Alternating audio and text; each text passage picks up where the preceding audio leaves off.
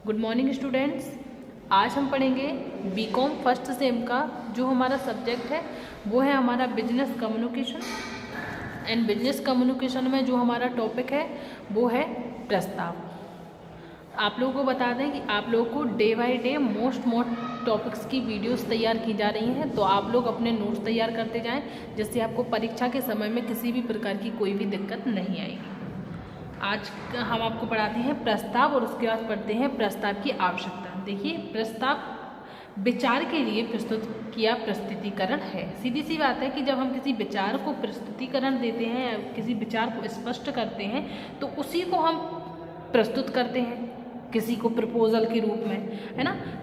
प्रस्ताव किसी काम को करने या सेवा प्रदान करने की इच्छा प्रकट करता है। सीधी सी बात है कि प्रस्ताव से दूसरा व्यक्ति, जब हम किसी और दूसरे व्यक्ति के सामने अपना प्रस्ताव रखते हैं तो दूसरा व्यक्ति किसी काम को करने के लिए अपनी इच्छा प्रकट करता है कि हाँ ये काम कर। हमने किसी से कहा कि आपको ये काम करना है तो वो अपनी इच्छा प्रकट करेगा, हाँ करना है या नहीं करना है। और हमने कहा कि ये काम करना है तो हमारी तरफ से क्या था, ये प्रस्ताव था कि हमने ये प्रस्ताव रखा। अब सामने वाला इसको एग्री करता है नहीं करता है वो उस पर डिपेंड करता है।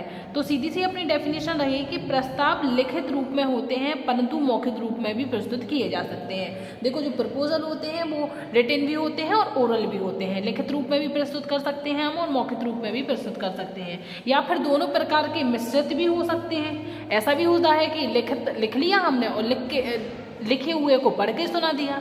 तो प्रस्ताव हमारा लिखित भी हो सकता है, मौखिक भी हो सकता है और दोनों प्रकार से मिश्रित भी हो सकते हैं।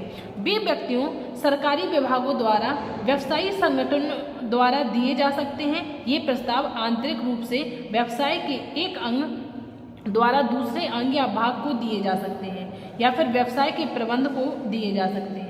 प्रस्ताव लघु रूप में भी होते हैं परंतु इनकी अवस्था दीर्घ रूप में भी हो सकती है। सीधी सी बात है कि जो प्रस्ताव प्रपोजल होता है ये छोटे भी हो सकते हैं, बड़े भी हो सकते हैं। कभी कभी ऐसा होता है कि प्रस्ताव एक हमारे बहुत बड़े दीर्घ रूप में हो जाते हैं, कभी कभी ऐसा होता है प्रस्ताव हमारा छोटे रूप में भी हो सकता है ना। तो किसी भी प्रकार से हो सकते हैं। मतलब सीधी सी बात है कि लिखित भी हो सकते हैं, मौखिक भी हो सकते हैं, लघु रूप में भी हो सकते हैं, दीर्घ रूप में भी हो सकते हैं और मिश्रित भी हो सकते हैं। किसी भी प्रकार से हम अपना प्रपोजल रख सकते हैं। देखो, अब पढ़ेंगे हम प्रस्ताव की आवश्यकता।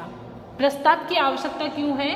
तो एक प्रस्ताव सूचना प्राप्त करने का ढंग, किसी समस्या को हल करने का तरीका बताता है। सीधी सी बात है कि जब हम अपना प्रस्ताव किसी दूसरे व्यक्ति तक रखते हैं तो वो व्यक्ति हमें या तो किसी समस्या को हल करने का तरीका बताता है या किसी काम को एक बहुत सही ढंग से करने के तरीके को स्पष्ट करता है।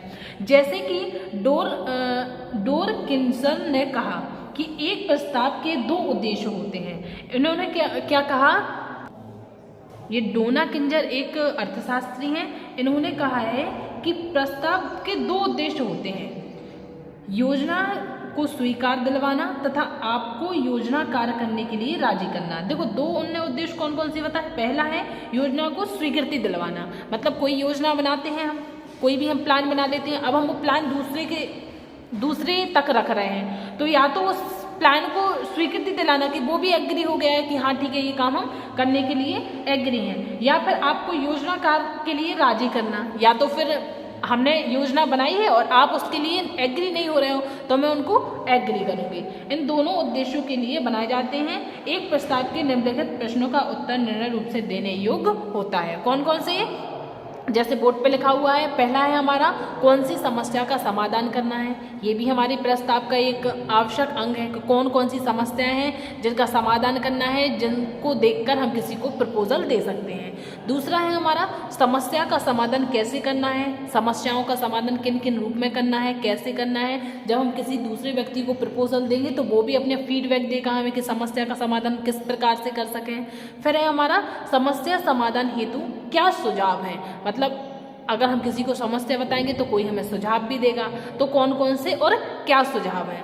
फिर हमारा चौथा है क्या प्रस्ताव में दिए गए सुझाव समस्या का सुझाव कर सकते हैं। देखो, प्रस्ताव में दिए गए सुझाव, अब प्रस्ताव हम दे रहे हैं और हमने कुछ सुझाव भी दिए गए हैं, है ना, तो वो समस्या का सुझाव कर सकते हैं कि नहीं कर सकते हैं, हम वो चीज़ भी उसको देखेंगे, है ना। फिर पांचवा है हमारा कौन से लाभ होंगे, अब हम प्रस्ताव किसी को देंगे तो सामने वाला व्यक्ति हमसे बोलेगा कौन कौन से लाभ होंगे इसमें, है ना। फिर छठवां है लाभ कब पूर्ण होंगे। चलो ठीक है, लाभ हो भी गए, अब लाभ तो मैंने प्रपोजल दिया है तो लाभ हो भी गए, वो हो भी जाएंगे, तो क्वेश्चन क्या रहता है कि लाभ कब पूर्ण होंगे, कितने दिन में पूर्ण होंगे, है ना। फिर है हमारा सातवां कितना खर्चा होगा, कितना इन्वेस्टमेंट होगा। ये क्या है हमारे, ये प्रस्ताव की आवश्यकता है। आवश्यकता के साथ साथ हम इन प्रश्नों का उत्तर दे सकते हैं। और साथ ही आप लोगों को बता दें कि आप लोगों को day by day topics by topics videos तैयार की जाती हैं। आप लोग अपने नोट्स तैयार करते जाएं, जिससे आपको परीक्षा के समय में किसी भी प्रकार की कोई भी दिक्कत नहीं आएगी। अब आप लोग ये बोर्ड पे लिखे हुए नोट कर लें, उसके बाद मैं आपको नेक्स्ट वीडियो में पढ़ाती हूँ। Thank you.